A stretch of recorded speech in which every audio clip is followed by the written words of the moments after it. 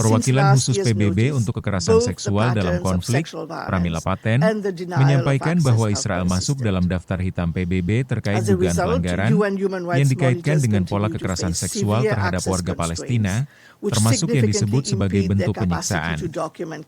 PBB juga menyoroti terbatasnya akses tim pemantau serta kurangnya mekanisme akuntabilitas di lapangan. Dalam pemaparan data, disebutkan terdapat 31 kasus kekerasan seksual yang terverifikasi terhadap korban dari Gaza.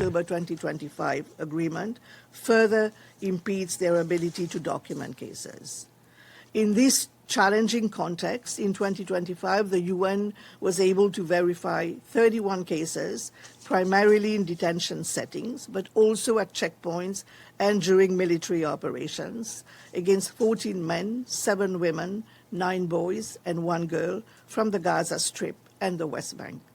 This is part of a pattern of sexual violence against Palestinians, including as a form of torture. Access limitations resulted in delayed verification of cases. As such, 13 of these cases occurred in 2025, while 18 occurred in 2024 and 2023. As set out in paragraph 35 of the report, violations consisted of rape, including with objects, gang rape, attempted rape, physical violence to the genitals, instances of targeted shooting of the genitals, touching of breast and genitals, strip and cavity searches conducted without apparent security justification, forced nudity, and threats of rape. Rape and gang rape were perpetrated against 9 of these victims, with 4 suffering repeated rape on multiple occasions. Perpetrators included Israeli armed and security forces, as I mentioned, namely the Israel Defense Forces, Israel Prison Service, including the Qatar Special Forces, and the Border Police Counter-Terrorism Unit, Yamam. These violations occurred primarily during detention and interrogation and across 12 sites, including military camps under Israeli control, Israeli prison service facilities, and in 1 Israeli police station in a climate of total impunity. Moreover, explicit threats were made by Israeli armed and security forces, warning detainees not to report abuse to media or human rights organizations. I wish to acknowledge the engagement between the Permanent Mission of Israel and my office, including my visit to Israel and the occupied Palestinian territory in 2024. Upon putting on notice Israeli armed and security forces in last year's report, in a letter dated 11th of August 2025, the Secretary General communicated a number of preventive measures to be undertaken in line with relevant Security Council resolutions. He stressed in that letter that while the implementation of these preventive measures will be taken into account in the consideration of listing, the primary factors are the immediate cessation of all acts of sexual violence and the unimpeded access for relevant UN entities, including to monitor compliance. The permanent representative of Israel responded to the Secretary General's letter the very next day in a letter dated 12th of August, rejecting both the notice of potential listing as well as the content of the report. On 24th November 2025, following up on the Secretary General's letter, I sent a letter to the Permanent Mission reiterating the readiness of my office to provide technical support to Israeli authorities in their implementation of the preventive measures outlined by the Secretary General. I did not receive a response to my letter, nor was information shared on the implementation of any of these measures, although there was engagement between my office and the Permanent Mission, especially around a potential second visit to Israel and the occupied Palestinian territory, including Gaza. It was only after the country section of the report was communicated to the Permanent Mission of Israel on 13th of March 2026, as per usual practice, that the government responded on the 31st of March, rejecting any patterns of sexual violence against Palestinians, but also submitting a document which sets out laws, policies, and directives in place within the Israeli Defense Forces, prison service, police and security agency, as well as trainings of personnel in addition to the legal framework governing detention. The submission did not contain information on any fully fledged investigation, prosecution, or conviction for sexual violence cases. For instance, with regard to the emblematic Sede Teman case, not only was sexual violence not in the indictment, but the charges were even dropped altogether by the military advocate general. This is the case, you may recall, which had triggered demonstrations by some Knesset members to protest against the arrest of the soldiers, including attacks on the Sede Teman camp and those investigating the case. On the issue of denial of access to UN monitors, the government of Israel in its submission maintains that it will not provide access on account of what it alleges to be institutional bias in UN bodies and mechanisms.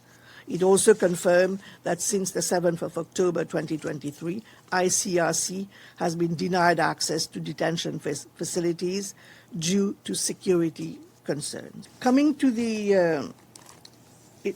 what Ambassador Danon has mentioned regarding her visit, just want to confirm that it's true that last year, on the 25th of March, I received an invitation from the government of Israel, the purpose of the visit being to allow for new testimonies and information from survivors and witnesses, including returned hostages, especially in the context of the Secretary General's recent report. And also to engage with civil society organizations and survivors to amplify their voice and advance shared goals in addressing these critical issues. I contacted the Secretary General's office to seek emergency funding for the purpose of that visit, and the Secretary General approved emergency funding on the 7th of May of 2025. I immediately, and I just want to flag that in the 9 years that I have been in office, the only time that I have benefited from emergency funding has been for the 2024 visit to Israel and the occupied Palestinian territory, and the Secretary General approved emergency funding for that visit too. And then we started to engage. I informed Ambassador Danon that the emergency funding had been approved and that I really wanted him to clarify the purpose of the visit, noting that in 2024 I did not meet with any survivor, and ensuring that survivors will be forthcoming, and trying to get clarity around the visit itself, how many hostages will be willing to speak to me. The permanent mission of Israel made it clear that they wanted the visit to be linked to the report of the Secretary General for 2024. And when I made it clear that the report was locked and that I could talk about the findings of the report during my statement at the open debate, the interest for the visit to be conducted was stalled. Then came the letter of the Secretary General on the 11th of August, putting Israel on notice. It was on the 18th of September 2025 that I met with Ambassador Danon. I requested a meeting, and there was discussion again around the visit, and I made it very clear that the purpose of the visit had to be recalibrated in light of the appendix and the notice for listing. And I told him that the visit will have to be framed to be a verification mission focused on compliance of the measures set out in the letter of the Secretary. And there has been several technical level mission around that. I have systematically made it clear that I need to know what are the preventive measures that are taking place and what verification will happen. And I also made it clear from the outset that access to my office will not resolve the issue, because the access that the Secretary General has mentioned in his letter is about access to relevant UN entities to monitor. And I made it very clear to the permanent mission of Israel that tracking and monitoring compliance is critical, and that is not my role. I have made several requests in writing and sometimes during meetings for details about initial steps, including issuance of orders of command, information on access, and information on accountability measures. But I did not get any response, any response on the substantive aspect of the preventive measures.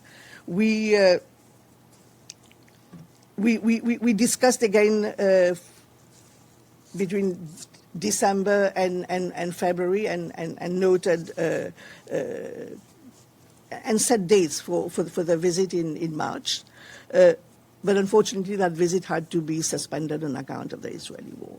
But throughout, we made it clear that in the absence of information on measures taken for verification, it was never forthcoming.